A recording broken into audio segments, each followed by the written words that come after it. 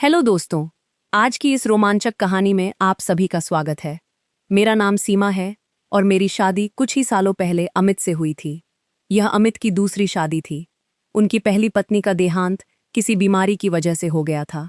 अमित को अपनी पहली पत्नी से एक बेटी भी है जिसका नाम रिया है।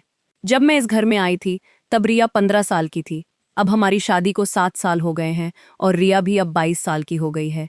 कुछ ही दिनों पहले उसकी शादी भी हो गई है। रिया की शादी करवाने के बाद मेरे पति हमेशा की तरह मुझे गांव में छोड़कर शहर चले गए थे और मैं फिर से अपने घर में तन्हा और अकेली रह गई थी। अमित रिया की शादी करवाने के लिए ही कुछ दिनों के लिए वापस गांव आए थे, पर इतने सगे संबंधी और रिश्तेदार आए हुए थे कि मुझे उनके साथ अकेले वक्त बिताने का मौका ही नहीं मिला। ससुराल पहुंचकर जब मेरी बेटी रिया का कॉल आया तो उसने कहा, माँ, मैं यहाँ बहुत अच्छी हूँ और इस शादी में बहुत खुश हूँ। मेरे पति मुझसे बहुत प्यार करते हैं और हर वक्त मेरे साथ ही गुजारना चाहते हैं। वह तो मुझे एक पल के लिए भी अकेला नहीं छोड़ते। रिया की सारी बातें सुनकर मैं बहुत खुश थी कि चलो, मेरी बेटी को एक अच्छा घर तो मिला, क्योंकि उसकी शादी करवाने के चक्कर में हमने अपने खेत तक गिरवी रख दिए थे। अब हमारे सिर के ऊपर बहुत कर्जा हो गया था। मेरे पति कहते हैं कि वह शहर में काम करके धीरे धीरे यह सारा कर्ज उतार देंगे। जब मैं शादी करके इस घर में आई थी तो रिया बहुत छोटी थी और इसी वजह से अमित ने दूसरी शादी की थी ताकि रिया को माँ का प्यार मिल सके। मैंने उस बिन माँ की बच्ची को अपनी बेटी की तरह ही पाला था और उसे खूब प्यार दिया था। मैंने कभी उसे यह महसूस नहीं होने दिया कि मैं उसकी सौतेली माँ हूँ। रिया की तरफ से भी मुझे बहुत प्यार मिला था। पर शादी की पहली रात अमित ने मुझसे जो भी कहा, वह सुनकर मेरी आंखों में आंसू आ गए। मैं सोच भी नहीं सकती थी कि शादी की पहली रात ही मेरे पति मुझे ऐसा कुछ कहेंगे।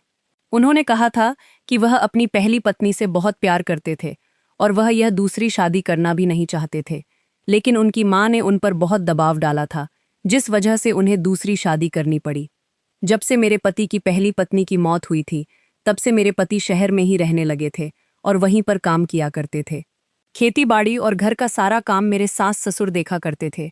मेरे पति को जब भी छुट्टी मिलती वह मेरे पास आ जाया करते थे, लेकिन जब वह चले जाते थे तो मैं तन्हा रात गुजारती थी और उनके प्यार के लिए तड़पती रहती थी। शादी के साल भर बाद ही मैं गर्भवती हो गई थी और मुझे एक बेटा भी हो गया।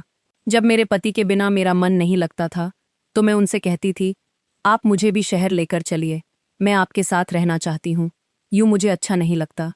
पर वह कहते थे, मैं शहर में इतने लोगों का खर्च नहीं चला पाऊंगा, इसीलिए तुम बच्चों को लेकर गांव में ही रहो ताकि उनकी पढ़ाई गांव में ही हो सके। हर महीने मेरे पति आते तो थे, लेकिन कुछ दिन रहकर वापस चले जाते थे। ऐसे ही मेरी जवानी धीरे धीरे अकेलेपन में कट गई और अब मैं 35 साल की हो गई हूँ। रिया की शादी के कुछ दिनों बाद ही मेरे पति ने मुझे कॉल करके कहा, सीमा, एक बड़ी मुसीबत आ गई है। मेरा काम चला गया है और मुझे कहीं भी काम नहीं मिल रहा है। मैंने कहा, आप गांव में ही आ जाओ और खेती संभालो। तो मेरे पति ने कहा, सीमा, हमारे ऊपर बहुत कर्जा हो चुका है। अगर मैं शहर में काम नहीं करूंगा तो यह कर्ज कैसे चुकाऊंगा, और फिर तो खेत भी हमारे हाथ से निकल जाएंगे। मैंने कहा, अब तो रिया की शादी भी हो गई है, क्यों ना मैं भी शहर में ही आ जाऊं और काम में आपकी मदद कर दूं। शहर के लोगों को वैसे भी काम वालों की बहुत ज़रूरत होती है और मैं खाना बनाने और बर्तन धोने का काम बहुत अच्छे से कर लेती हूँ। मेरे पति ने थोड़ी देर सोचने के बाद कहा, ठीक है, अगर तुम्हें यह सब काम करने में तकलीफ नहीं है तो आ जाओ, क्योंकि अब हमारे पास कोई और रास्ता नहीं है। हमें हमारे खेतों को बचाना होगा।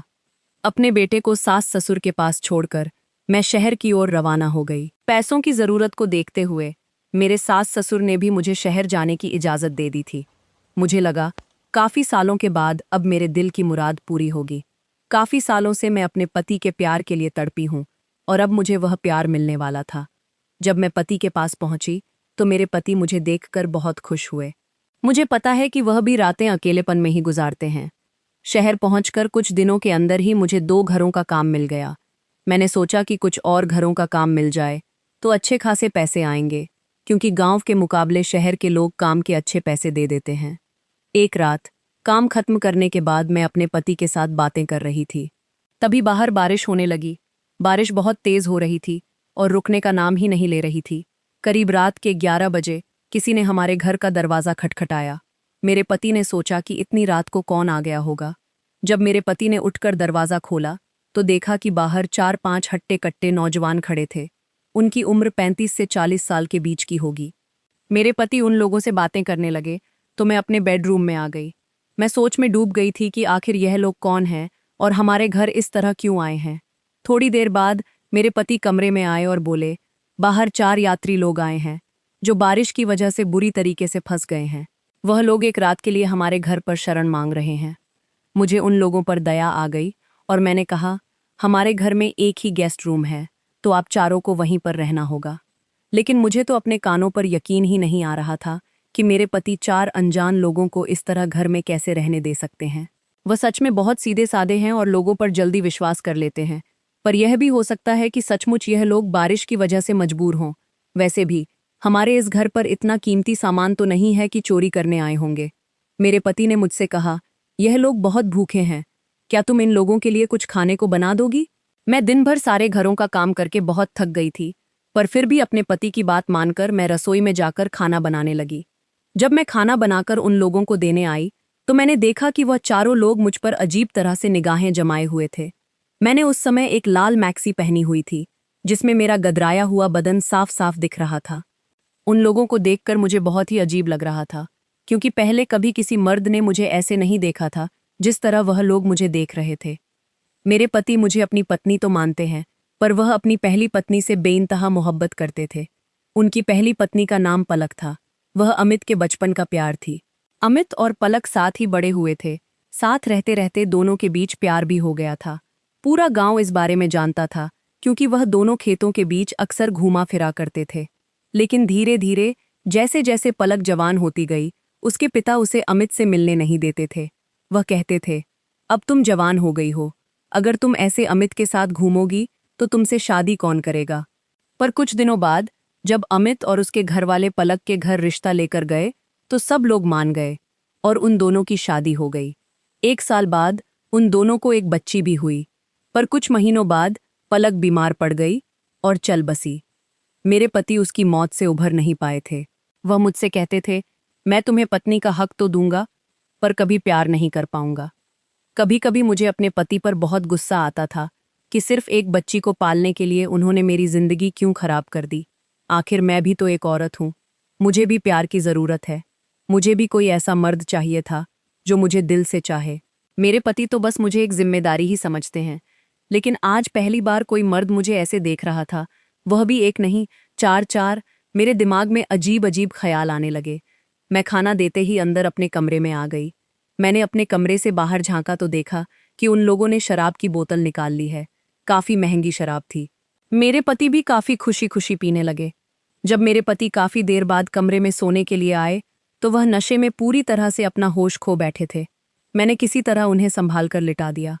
मैं डरते हुए अपने कमरे से बाहर आई और उन लोगों से कहा, मैंने आप लोगों का बंदोबस्त अंदर वाले कमरे में कर दिया है। वह चारों बड़ी अजीब निगाहों से मुझे घूर रहे थे, क्योंकि वह लोग भी नशे में थे। मैं जल्दी से अपने कमरे में आ गई और बेडरूम का दरवाज़ा बंद कर दिया। फिर मैं लेट गई। मैं काफ़ी थकी हुई थी, इसलिए जल्द ही सो गई। लेकिन आधी रात को बगल वाले कमरे से काफ़ी ज़ोर ज़ोर की आवाज़ें आने लगी। घबराहट से मेरी नींद खुल गई, पर मेरे पति को पता तक नहीं चला। वह गहरी नींद में सोते रहे। मेरा मन कर रहा था कि मैं उन्हें जगा दूं, पर मुझे पता था कि वह नशे में हैं और उठेंगे नहीं। धीरे धीरे आवाज़ और शोरगुल बढ़ता जा रहा था, तो मुझे लगा कि उठकर देखना चाहिए, कहीं यह लोग चोर तो नहीं हैं। मेरे पति तो किसी पर भी भरोसा कर लेते हैं, पर मुझे वे आदमी कुछ सही नहीं लग रहे थे। करीब करीब 15 मिनट तक मैं ऐसे ही अपने बेड पर बैठी रही, लेकिन उसके बाद हिम्मत करके मैंने अपने बेडरूम का दरवाज़ा खोला और दूसरे कमरे की ओर जाने लगी, जहां से आवाज़ आ रही थी। मुझे बहुत घबराहट हो रही थी। मैंने धीरे से उस कमरे का दरवाज़ा खोला तो वहां कमरे के अंदर मौजूद 3 आदमियों की नज़र मुझ पर पड़ी। एक आदमी फुर्ती के साथ मेरे पास आया और मुझे अंदर खींचकर दरवाज़ा बंद कर दिया।